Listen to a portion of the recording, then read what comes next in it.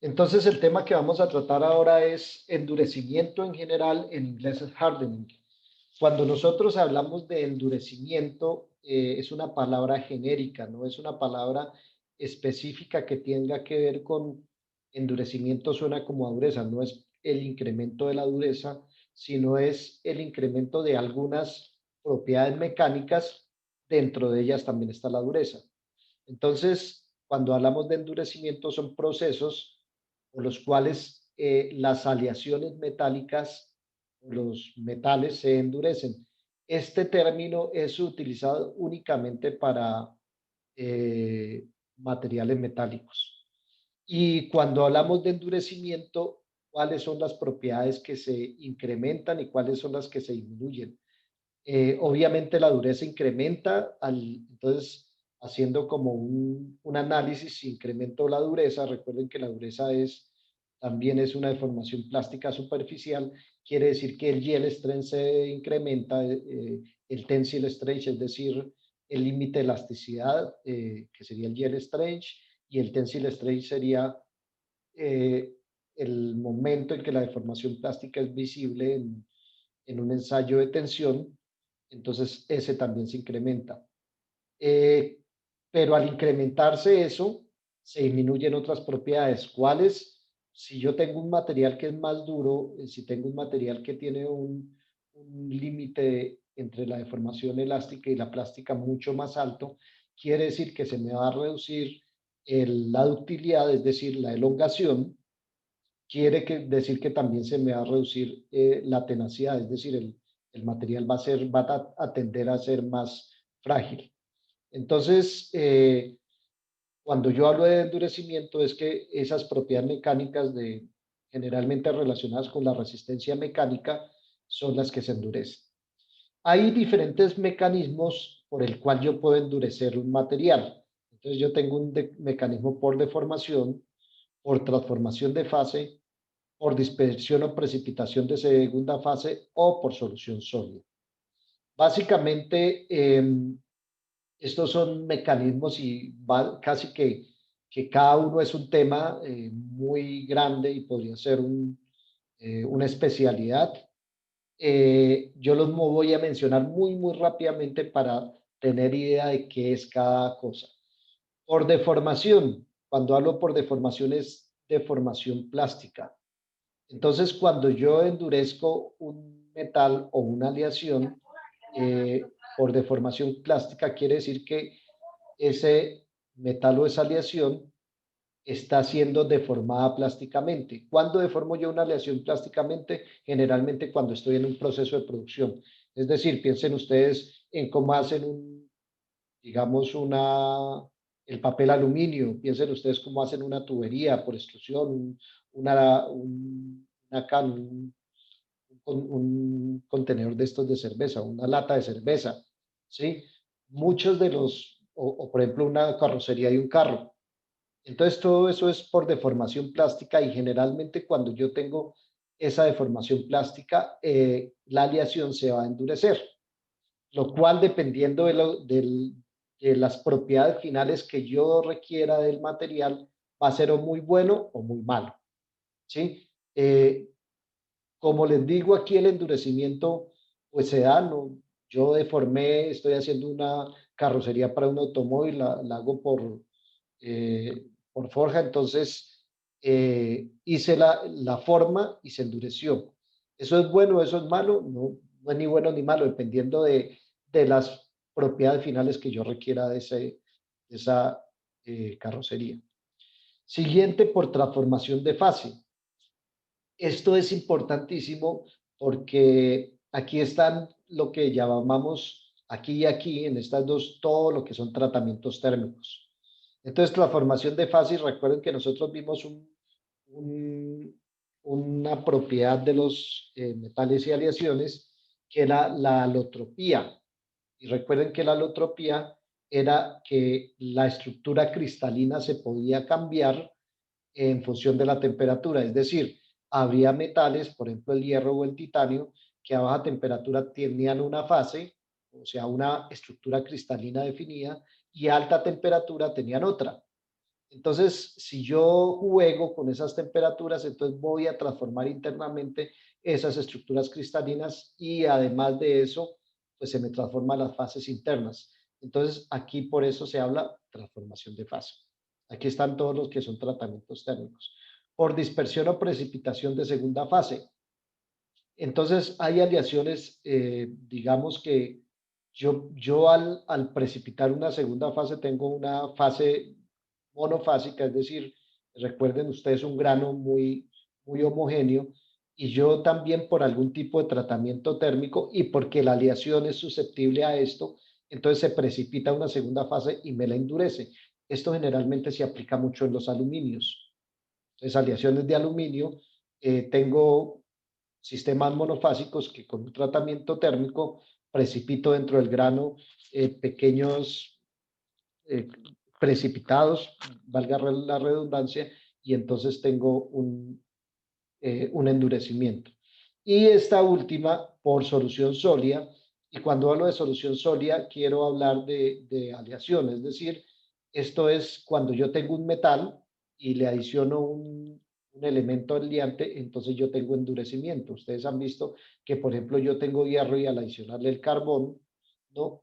Tengo endurecimiento. Entonces, estos son, digamos, los cuatro tipos posibles de endurecimiento que se pueden hacer a las aleaciones y en función de eso vamos a hablar un poco de esto. Vamos a empezar quizás por este que es el más básico, por solución sólida. Y de pronto vamos a ver esto por deformación y en transformación de fase nos vamos a ir únicamente en los aceros. Y de dispersión o precipitación vamos a mencionar algo de los aluminios en materiales 2. Aquí están, entonces, por deformación, lo que les comentaba, entonces fíjense que yo tengo esta forja, que es la forja, yo tengo un, un volumen de un metal y vienen dos dados y le hacen una forma y entonces por deformación plástica él copia esta forma. Fíjese que aquí hay una rebaba que después tengo que quitársela. Entonces, al hacer esto, pues obviamente este metal se va a endurecer o esta aleación. Aquí está extrusión. Extrusión básicamente es pasar algo, también un volumen, por un perfil. Aquí fíjese que es un perfil cilíndrico. Yo podría tener perfiles de diferente forma. Por ejemplo, una I, una L, etcétera. Entonces yo voy haciendo algo continuo con esa forma y estoy haciendo todo esto también por deformación plástica. Doblado, básicamente el doblado es parecido a la forja, la diferencia es que aquí estamos hablando de una lámina y aquí estamos hablando de un volumen.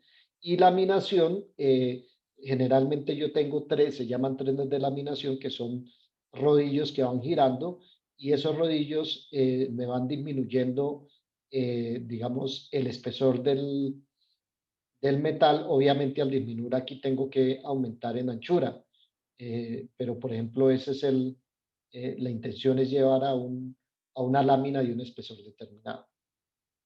Entonces todo esto son procesos por conformación. Por transformación de fase ya les había dicho, entonces aquí ya específicamente para el caso del acero, que el acero es una aleación de hierro con carbono, y recuerden que el hierro es alotrópico, entonces digamos que el hierro tiene una estructura cristalina BCC a temperatura ambiente y arriba de, bueno, el acero dependiendo de la temperatura, 723 empieza a transformarse a una estructura FCC, o sea, cambia de cúbico centrado en el cuerpo a cúbico centrado en las caras. Y eso me origina diferentes fases. Esas fases a alta temperatura, por ejemplo, la FCC, la voy a llamar austenita. Después vamos a ver eso. ¿Sí? Y si yo lo someto a una temperatura, a un enfriamiento muy rápido, a baja temperatura, entonces esa fase se me va a, o sea, se va a crear otra fase que yo llamo martensita. Entonces, fíjese que yo a partir de tratamientos térmicos tengo esto, fíjese, un grano muy homogéneo, ¿sí? Y al enfriar rápidamente tengo esta otra fase que fíjese que esta tiene una estructura como agujas y obviamente también tiene unas propiedades muy diferentes a la austenita. Entonces, esto es endurecimiento por transformación de segunda fase. De precipitación, ya les había dicho, entonces tengo un monofásico, tengo aquí, lo enfrío muy rápidamente y tengo una precipitación. Entonces, mire que aquí tengo, fíjense que aquí sería el grano y si ustedes ven estos punticos, ya empezó a precipitar algo. Mire que el tamaño de aquí a acá son 50 nanómetros, eso no es nada, ¿sí? Y entonces fíjese que aquí, digamos, esto es seguramente es una micrografía por tiempo. Entonces, después de cierto tiempo, mire, de algo que es monofásico, llego a algo bifásico y todos estos precipitados lo que me van a hacer es que me endurecen el material. Muy utilizado en aluminios y en algunos aceros inoxidables tienen también este concepto de endurecimiento por precipitación. Y finalmente, el que vamos a hablar rápidamente hoy es el endurecimiento por solución sólida. El endurecimiento por solución sólida simplemente es que yo le agrego a un metal puro eh, elementos de aleación. Entonces, aquí hay una tabla interesante para ver el efecto de esos elementos de aleación. Si yo tengo un cobre puro, que sería aquí 0% de elementos de aleación, el yield strength de ese cobre es de 10.000 psi.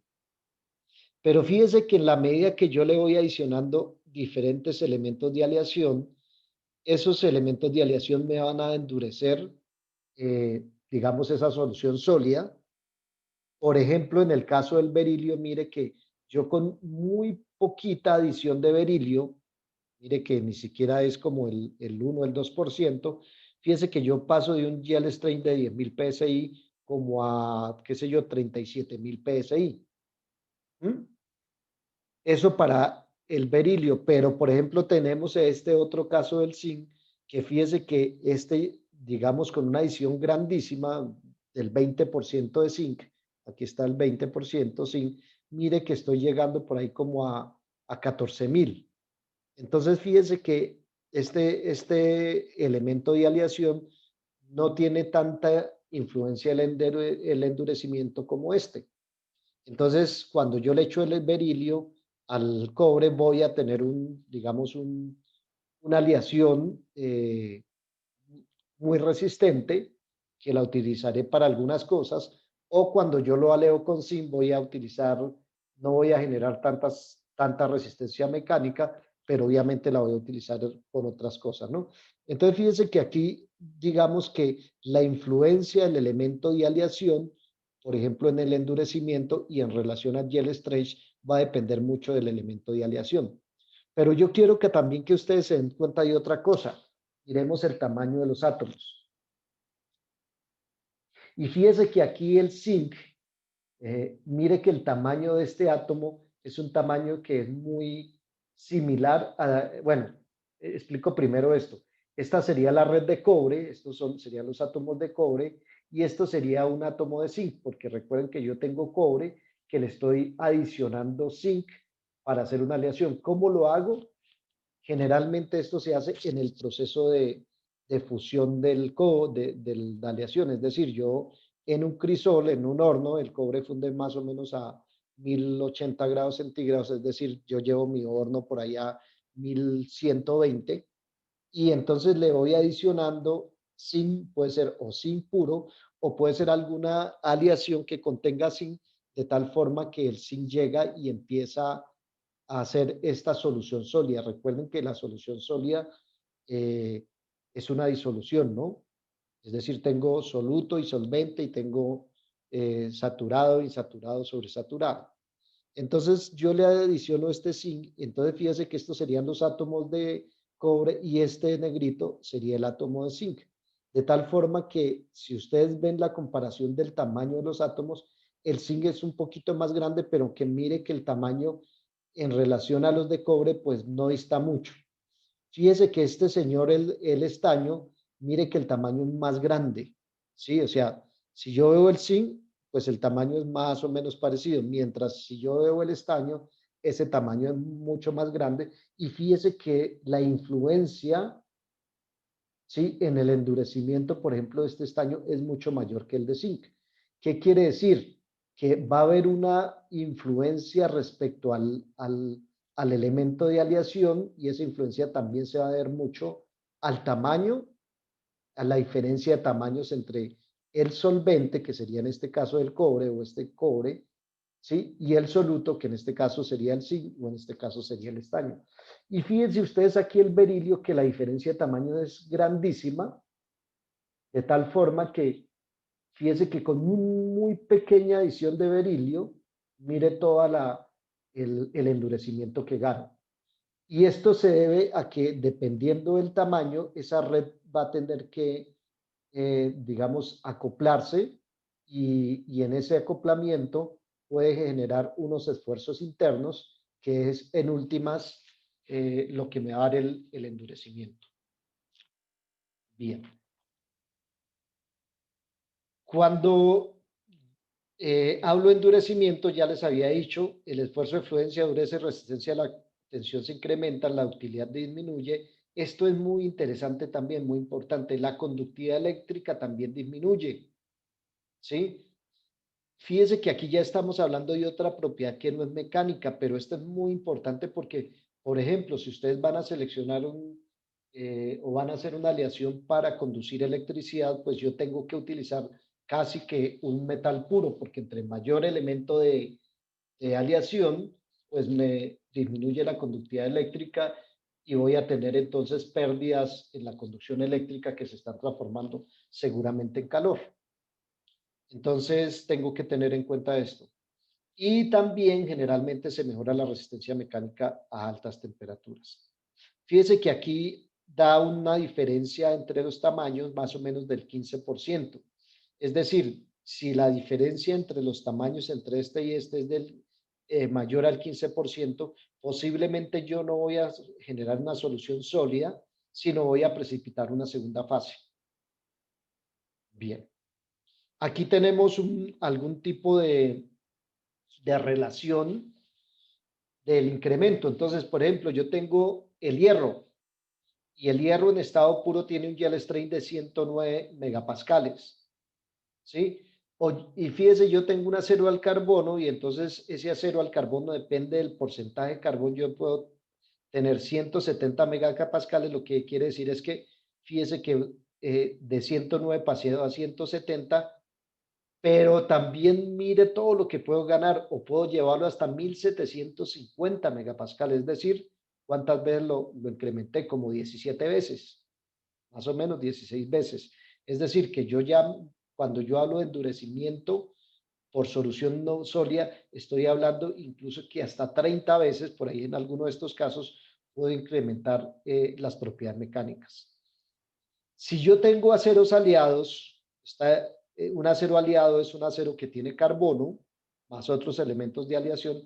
Fíjese que el más bajo ya me gané hasta 209 el yield strength, pero yo puedo llegar hasta 2260 megapascales de 109 que tenía. Y si tengo un acero para herramientas, que es un tipo especial de acero aleado, fíjese que ya estoy hablando de 370 a 2800 megapascales. Ojo con esta información, porque lo que yo les he dicho y les he repetido siempre, como ingenieros debemos tener conceptos y números en la cabeza.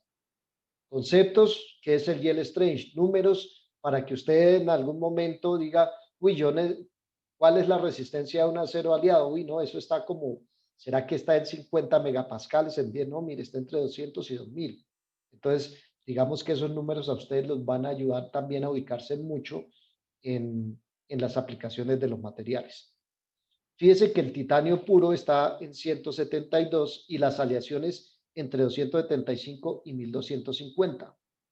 ¿Sí? Y asimismo podríamos seguir mirando la comparación entre los elementos de aleación y el incremento o el endurecimiento del yield strength en relación a las aleaciones que se le adicionan para hacer, obviamente, la aleación. Fíjese, aquí tenemos zinc, Respecto al endurecimiento por solución sólida, tenemos que decir, en primer lugar, que eso si lo miramos desde la red cristalina, es decir, a un nivel nanométrico, realmente lo vamos a llamar defecto. ¿Por qué es un defecto? Porque la red cristalina idealmente, ¿qué debería ser? Pues si este es cobre, debería yo tener una red cristalina completamente de cobre. Eso sería, digamos, lo ideal y toda organizadita, ¿sí? Pero el hecho que haya estos elementos de aleación, fíjese que la red cristalina se me va a curvar, se va, digamos, no va a ser simétrica. Entonces, para nosotros, eso es un defecto. Entonces, el endurecimiento por solución sólida, en otras palabras, parte de un defecto que hacemos intencionalmente, de tal forma que vamos a obtener unas propiedades específicas. Y dentro de esos defectos que se llaman defectos puntuales en la red, porque es puntual, porque es en un punto, fíjese que no estamos hablando ni un área ni una superficie, sino en un punto en la red. Entonces, hay dos tipos de defecto, uno que es intersticial y otro que es sustitucional. El defecto intersticial se produce cuando un átomo se ubica en un intersticio de la red. ¿Qué es un intersticio? Es un campo. Entonces, si ustedes ven, fíjese este cuadradito acá, ¿sí? Entre esos átomos va a quedar un espacio, ¿sí? Eso es lo que yo llamo intersticio. Muestre a ver si yo tengo aquí, bueno, no. Eso es un intersticio. Es decir, que en ese campo, en ese volumen libre de esa estructura cristalina, yo tengo un espacio libre que sería ocupado por un elemento de aleación. Entonces, fíjese que ese elemento de aleación tiene que ser muy pequeñito, porque si es un elemento de aleación, un átomo que tenga un tamaño parecido, por ejemplo, de este, que sería el solvente, no va a caber en el intersticio. Espere que voy a traer otra imagen, puse pause para poder como explicarles un poco más de esto porque no sé si me están entendiendo. Mm,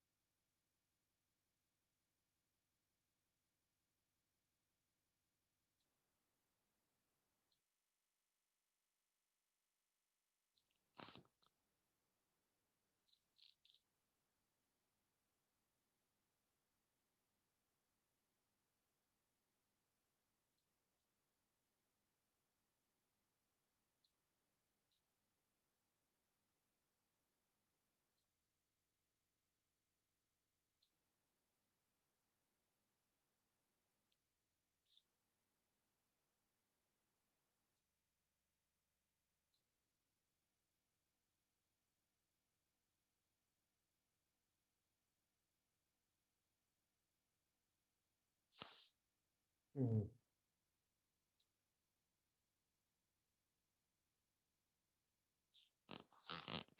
bueno, no pause la grabación, después edito el video, ¿listo? Entonces, lo que les estaba hablando del intersticio lo podemos ver aquí mucho mejor. Fíjense que esta es una estructura cristalina cúbica centrado en las caras. Fíjense que estos serían los átomos. Este está colocado en blanco a propósito para poder ver el centrado en las caras. Y si lo llevamos a un cubo, fíjense que sería aquí. Y entonces mire que aquí hay un espacio vacío entre, digamos, entre esos átomos. Esto es lo que yo llamo intersticio. Y aquí debería venir un átomo muy pequeñito, ¿sí? Que pudiera colocarse acá, obviamente deformando un poco esta estructura cristalina, pero mire que el átomo que tengo aquí es muy pequeñito. Eso se llama defecto intersticial y entonces va a haber un tipo de aleaciones que nosotros vamos a llamar aleaciones intersticiales. Es decir, son aleaciones donde los elementos de aleación o el elemento de aleación, depende de la aleación que estemos hablando, son átomos muy pequeñitos que se ubican en los intersticios del sistema cristalino del solvente. Y está esta otra que es la sustitucional, ¿sí? Y básicamente la sustitucional es que se quitó un átomo de solvente y se reemplazó por uno de soluto. Entonces fíjese que tenemos este caso donde el átomo es más grande, simplemente sea como, y mire que aquí tengo una deformación de la red, o está este caso donde el átomo es un poco más pequeño, reemplazó este sustitucional, sustituyó un átomo de solvente y entonces el soluto quedó allí y también tenemos una, digamos, una deformación de la red. Y entonces aquí vamos a tener aleaciones que son intersticiales o sustitucionales. Bien, y aquí digamos que vamos a hablar de, cuando hablamos de aleaciones sustitucionales, vamos a hablar de que esa aleación puede ser o completamente soluble o parcialmente soluble. ¿Qué quiere decir eso? Miremos este caso nuevamente. Fíjese que si este es el solvente en una intersticial, ¿m? Y este es el soluto, fíjese que yo tengo un límite de solubilidad. Es decir, yo puedo disolver, miremoslo acá, yo puedo disolver un número limitado de átomos. ¿Qué es disolver? Disolver es que el átomo llega y se posiciona acá. Eso es lo que yo llamo disolver. Entonces, fíjese que si yo veo acá, mire que yo tendría un número limitado de lugares donde ese átomo se puede alojar. Entonces, yo tengo una solubilidad limitada. Después de que todos los átomos estén llenos, esos intersticios, pues yo no puedo disolver más. Entonces, yo digo que esa solución tiene una solubilidad limitada. Mientras que en las aleaciones sustitucionales puedo tener los dos casos, o que sea limitada o que sea ilimitada. ¿Qué quiere decir que sea ilimitada? Porque la limitada ya tenemos en cuenta. ¿Qué quiere decir que sea ilimitada? Ilimitada es que o yo puedo tener el solvente como solvente, por ejemplo, sustitucional cobre-níquel. Entonces, el cobre puede ser el solvente o el cobre puede ser el soluto, es decir, indistintamente. Piensen ustedes algo así como el agua y el alcohol. O yo tengo alcohol, ahorita se puso de moda el 90% de el alcohol industrial para toda la limpieza de la superficie ahorita con lo del COVID. Entonces tengo 90% de alcohol, 10% de agua, o puedo tener 10% de alcohol y 90% de agua. Fíjese que los dos pueden ser en cualquier momento solventes. ¿Por qué? Porque es ilimitada esa solubilidad. Y generalmente eso pasa únicamente en aleaciones sustitucionales. ¿Mm? Cuando no son limitadas, cuando no son ilimitadas, cuando son limitadas, lo que pasa es que generalmente da, digamos, se precipita una segunda fase. En otras palabras, miremoslo aquí en el intersticial.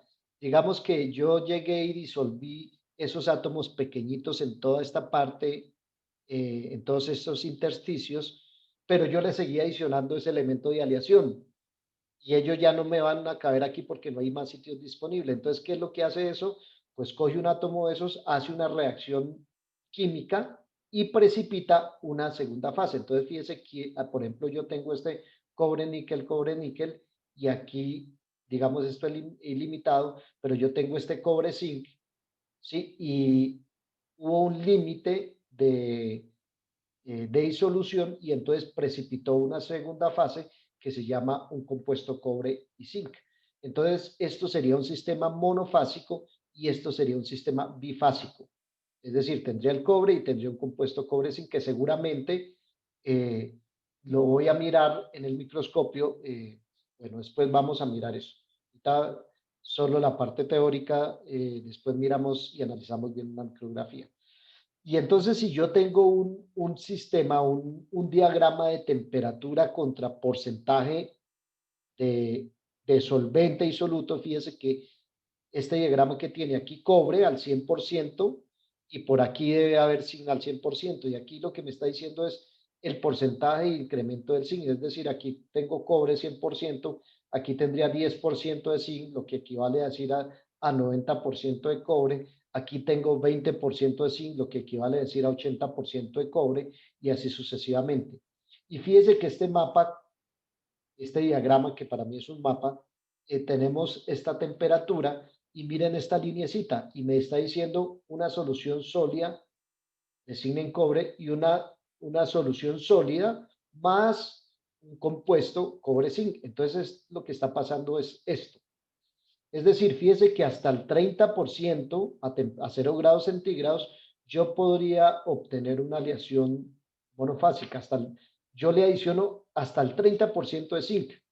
Pero si me paso un poquito, por ejemplo, le adiciono 35, 40%, ya el límite de solubilidad se excedió, qué pena, y entonces me quedó la solución sólida, pero me precipitó cobre con zinc. Piensen ustedes en el agua con sal, ¿sí? Yo tengo agua, yo le voy adicionando sal, perfecto, una cucharada de sal, 2 cucharadas de sal, bueno, tres, y digamos que a cierta temperatura, después de las tres, ya no va a disolver más sal, y entonces se precipita, pero aquí en esta aleación, en lugar de precipitarse sal pura, se precipitaría como un compuesto intermetálico, ¿sí? Y esto generalmente lo voy a tener en las soluciones sólidas que son de solubilidad limitada.